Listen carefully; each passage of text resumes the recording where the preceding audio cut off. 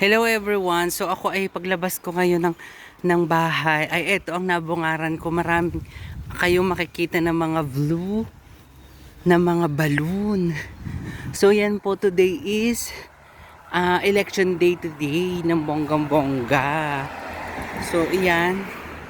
'Di ba? So lahat po yan ang nilagay nila hanggang doon dire-diretso sa may Prima Kings Hotel. Today is election day po ng bonggang-bongga. Kaya yan, 'di ba? Happy election day, na may maging maayos po ang election. Pero yung alaga ko, hindi ayaw niya pong bumoto kung tutusin. At gusto niya lang inasa bahay na. So, ang sabi po dito sa balloon ay ganyan.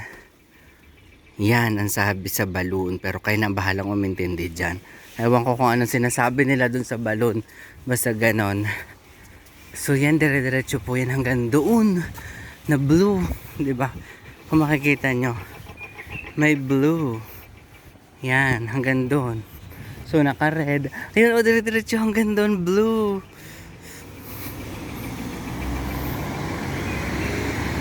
Diba, kita nyo, may mga blue balloons.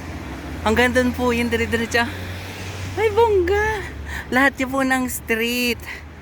Lahat ng mga blocks mayroong talagang blue balloons. Yan, ganito po pag po election day. Tapos, I think it's non-working holiday po ang sinabi ngayon. Pero, double pay din ang alam ko sa mga kagaya naming mga foreign workers. Pero depende na yun sa amo rin kung tutusin. So kaya po marami mga ganito. So may tendency baka na yung magsarado yung mga street, 'di ba? So yan, hanggang doon. Dire-diretso po yan lahat ng mga street.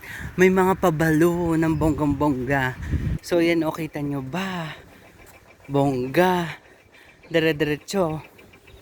At dire-diretso hanggang doon. Ang daming balon ng bonggang-bongga. So ako'y naglakad at papunta po ako ngayon sa tatagpuin ko.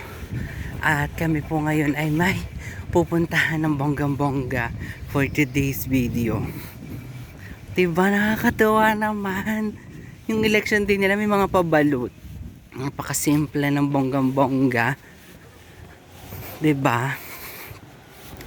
Gusto na maging maayos ang kanilang election day ng bonggang-bongga.